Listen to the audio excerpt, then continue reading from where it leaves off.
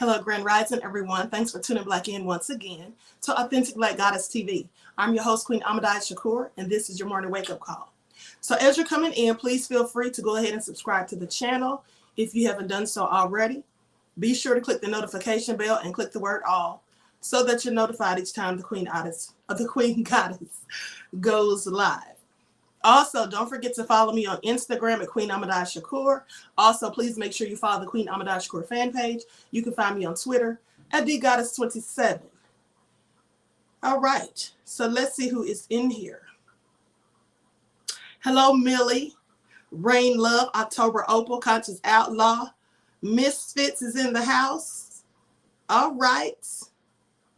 Okay, all right, everybody's in here. Overthoughts, Sean Jenkins, Ramsey 7, Vince, I am from the UK. All right, so let's get into it. Hello, Emperor Rex, I see you. Pearly.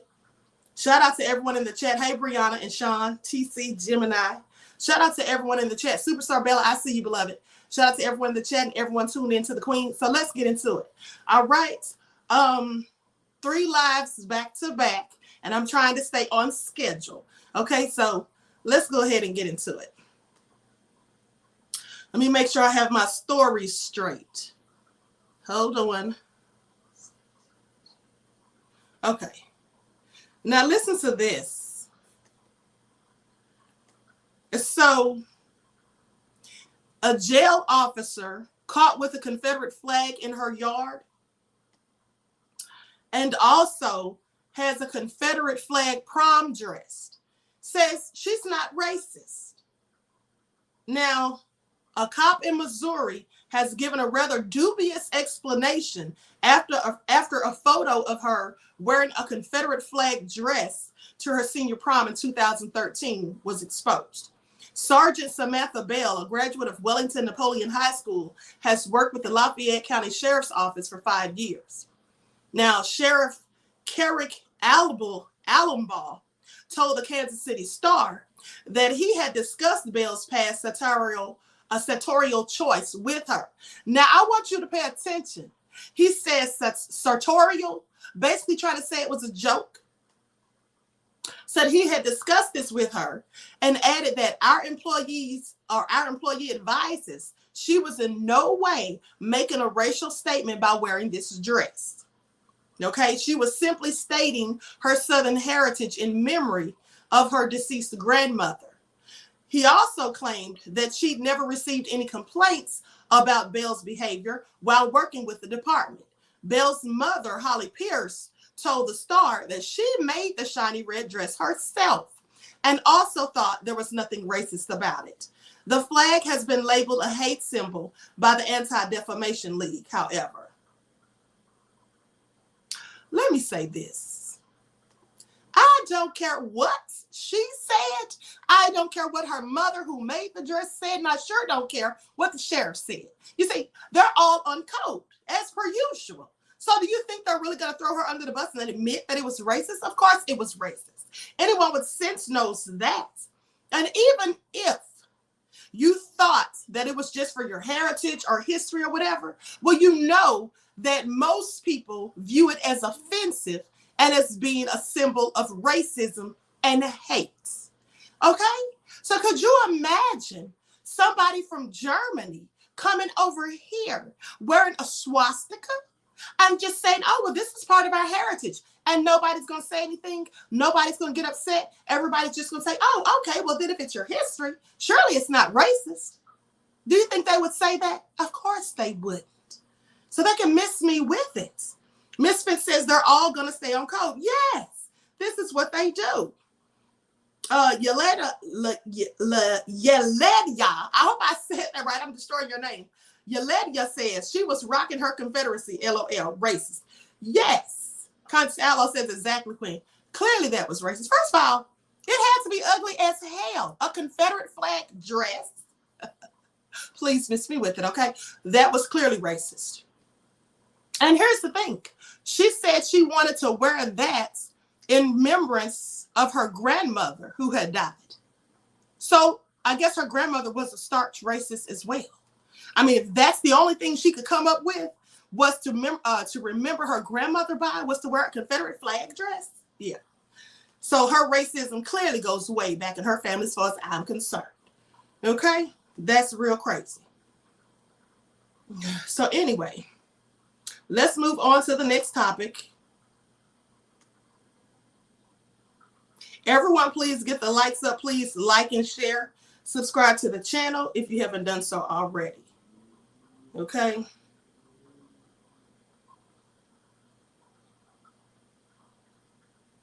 Hold on, people. Okay, here it is. Trying to make sure I don't get my stories confused. Okay, here we go. Now listen to this. Climate of fear.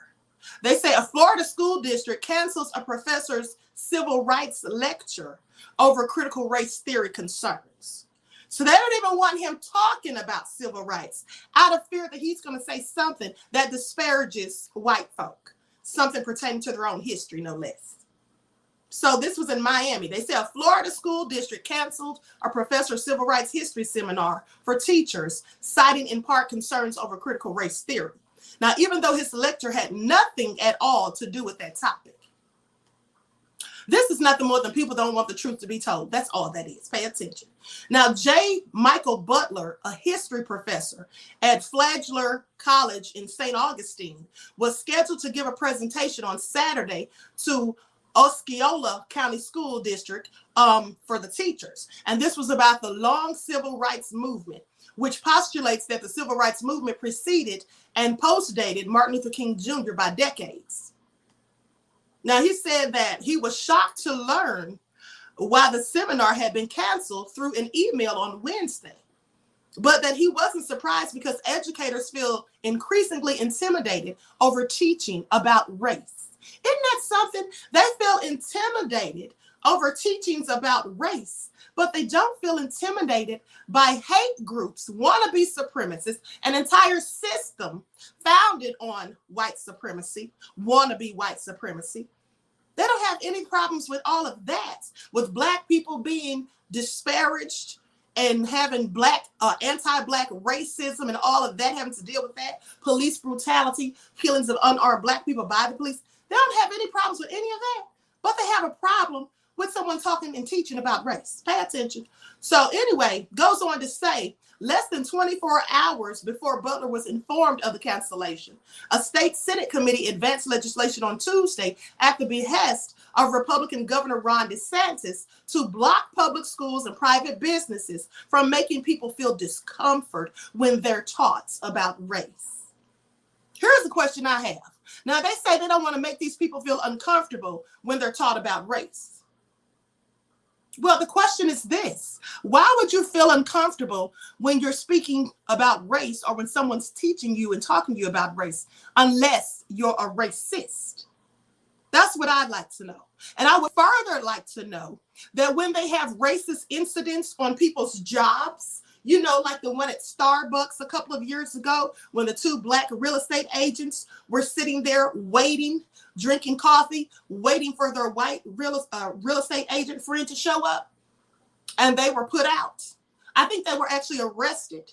So when you have things like that happen, what do they always say they're going to do? These companies and corporations, they say we're going to give them diversity training. We're going to give them training on how to be inclusive. Now, isn't that racism training?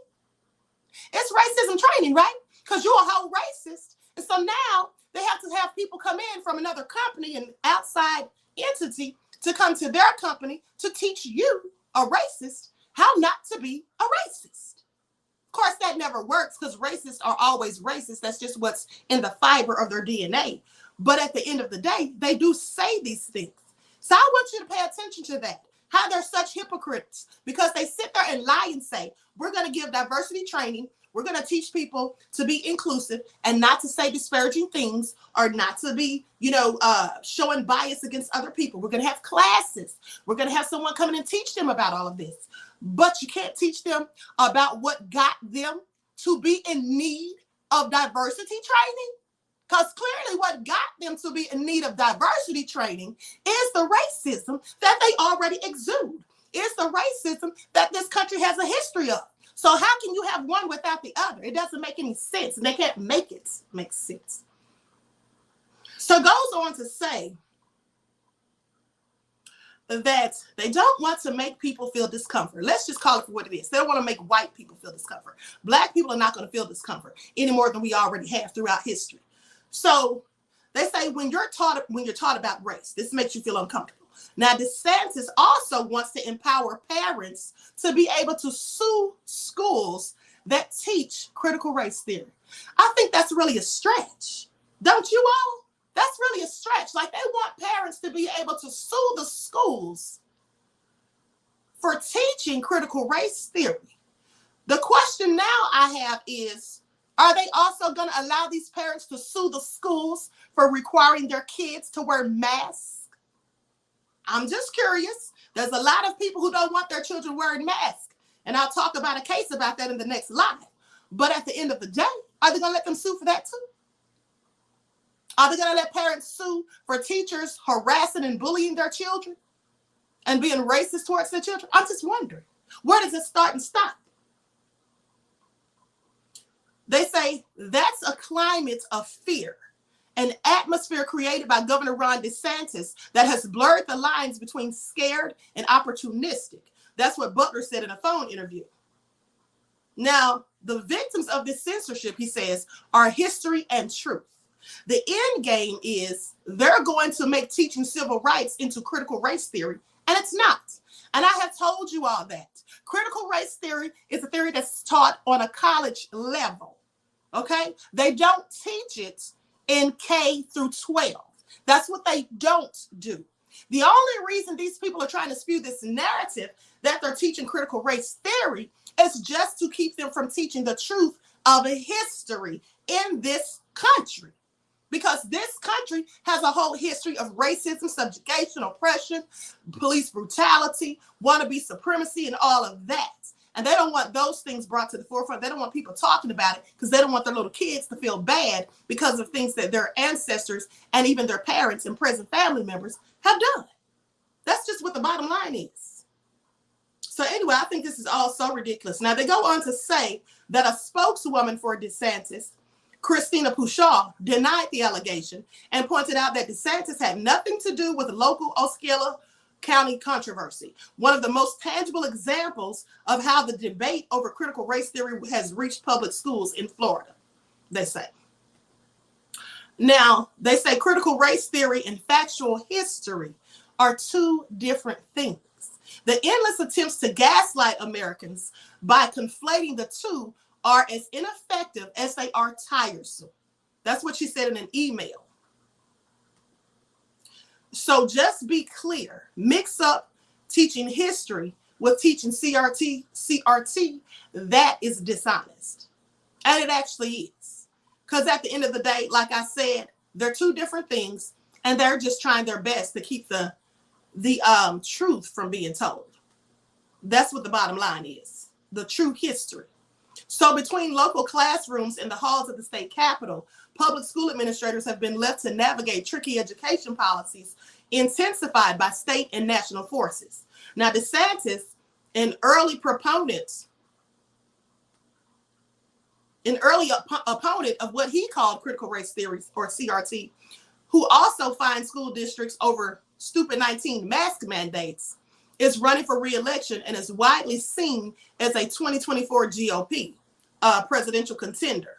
Now, although there is scant evidence that CRT is taught in Florida public schools, DeSantis pushed the state school board to bar it anyway, and then called on legislators to enshrine it in state statute during the lawmaking session that began 2 weeks ago.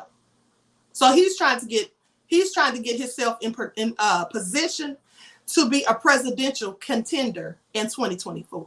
That's what he's doing. And so we know how these politicians work. They'll do anything and everything to get what they want and to get ahead. And they're very dishonest, many of them, as we all should know.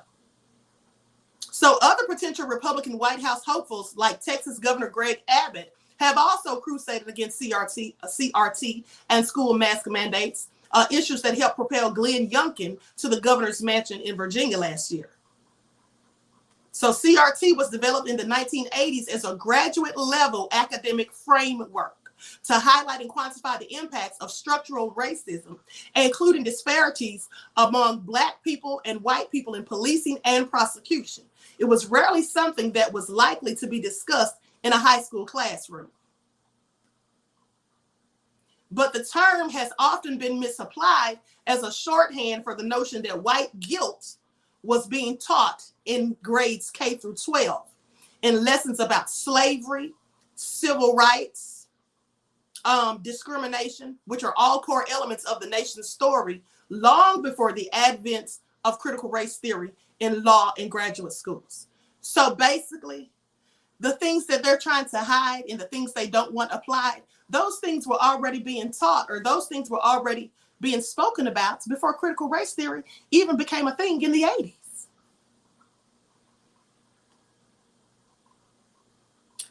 So they go on to say the debate over the teaching of racial history in education began to boil over in 2020 amid parental unrest over stupid 19 lockdowns, distance learning for children, and anti-racism trainings. Anti-racism trainings. That's what I was just talking about. So if there's no racism and people aren't clearly nefarious and out here being discriminatory and biased, why do you need anti-racism trainings? They can't make it make sense. Okay? So anyway, I'm not going to read all of this because, I'm sure we all can assess the situation that really the bottom line is they don't want to talk about the things they've done and continue to do because of their guilt, okay? Or they don't want to be made to look bad. They want to make Black people look bad all the time. I mean, every time they show a picture of a Black person, even if they're a victim, they try to show the most disparaging picture they can ever find. They try to find a mugshot if you have one. And if you don't have a mugshot, well, that's okay, because they'll go dig up in your family tree and see if your mother or father has a mugshot or if they ever did crack. And then they'll talk about that. That's what they do, right? Now, mind you, you could be a whole white mass shooter and kill 30 people in a movie theater, and they'll show a picture of you in a prom tuxedo and then talk about what a good science teacher or what a good science student you were. That's how that goes. So, all so crazy. All so crazy. Everyone, please get those likes up. Please like and share, subscribe to the channel if you have not done so already. Now, this is the last story, and listen to this, people. Who is Jayla? And why was a 9-year-old Black girl arrested at a museum? And this happened in New York. Now, they say, as per the latest report, a 9-year-old girl was apprehended by the New York Police Department. 5 other people were also arrested along with her for entering the Museum of Natural History in America, Sands, without a valid passport. After they failed to display their Venom passports, a group of anti-Venom mandate and anti-Venom passport agitators were then apprehended. Now, when Jayla was imprisoned as a 9-year-old child, several people became enraged. And even though people requested for her to be released, the police refused to do so. Let me ask you all a question. Do you all think for 1 second, if that had been white folk that were against the mandates and all of that and didn't have the passports, and they had a 9-year-old white boy or girl with them, do you really think they would have arrested the child with them as well? Or do you think they would have called someone to come and get the child? Because they certainly wouldn't have arrested them if they were white. And that's just a fact. We've yet to see such, okay? Unless they kill somebody. You don't see little white kids getting arrested for standing outside just throwing rocks like they did a little Black child. You don't see them getting accosted by the police and arrested because they threw a temper tantrum at school. If you did, you would see them being arrested every day because they throw more temper tantrums than Black children by far. I'm just saying, you see it everywhere you go. The grocery stores, the library, just anywhere. So if they got arrested for the same thing Black kids get arrested for, you'd see them getting arrested all the time. But you don't and you won't because they don't do that to them. So they go on to say, hold on. After her arrest became news and it came to the limelight, some people were keen to know more about it. Now, they say 6 demonstrators were apprehended, as well as Jayla, who yelled as cops directed her to a squad car. Now, in the video of Jayla being released, she can be watched embracing her friend Julie, a wheelchair-bound activist apprehended earlier this week for trying to have supper at a Bubba Gump Shrimp Company restaurant. These people are absolutely doing the most. So they're locking people up for not having the passports. They're literally locking these people up. They can't just tell you to leave. Now, as the group had made a reservation at the museum, security rejected to let them in sans without a Venom passport. An argument exploded whenever security rejected to let a lady in that was protesting with the group's use of the lavatory. Employees eventually acquiesced to accompany her and to accompany her and from the restroom, to and from the restroom. Now, cops say they detained 6 freedom fighters, including a 9-year-old child, after being insulted and discriminated against for not having their paperwork. This is what they say the cops did. Now, Joy, one of the brave freedom warriors, was rejected access to the restroom because she lacked the you-know-what. This is what they say in the article, the you-know-what. It's clearly the Venom passport, okay? So she didn't have it, so that's why she got in trouble. Now, another brave member of the group by the name of Mitch was forced to urinate in a bottle. The mother of Jayla was apprehended, and she was detained and taken in a separate car, though. She was bailed at the station while her mother was inside. All of this happened in an American History Museum of which none of the employees were aware. This is all so crazy. So anyway, I'm not going to read the rest of that. It's just all so nefarious. It's all so nefarious. Ayama Abe says, freedom fighters, what decade did I wake up in? Ayama said, freedom fighters, what decade did I wake up in? I know, right? 1960, perhaps? October Opal says, their paperwork, what the F? Right. And Lee says, the NYC is out of control. Absolutely. Silent B says, stupidity is spreading just as bad as the Venom. Yes, it is all absolutely true. Okay, all so crazy. This is what they're doing. So now they're not just locking up grown adults. They're locking up little kids for not wearing masks or for not having the Venom cards. The kids, that's not even their responsibility. That's the responsibility of the parents. So why ever would you lock up a 9-year-old for that? Oh, so crazy. It is pure hell, the Bronze King. It absolutely is. Just ridiculous. With all the crime going on in New York City, this is what they have time to do. Don't y'all find that interesting? Because didn't I just do a report about a month or two ago how they said that people were smashing and grabbing, breaking into Louis Vuitton stores and all that, stealing hundreds and thousands of dollars worth of jewelry and items? But they couldn't arrest those people because it was too many people to arrest because so much crime was going on. But it's amazing. They don't have time to arrest people who are whole thugs, who are smashing and grabbing and stealing expensive merchandise from high-end stores. But y'all have time to arrest people trying to get into a museum because they didn't have a Venom pass. Couldn't just tell them to leave. You had to lock them up. I think you had to lock up a 9-year-old girl to boot. Do you see how stupid that all is? Anyway.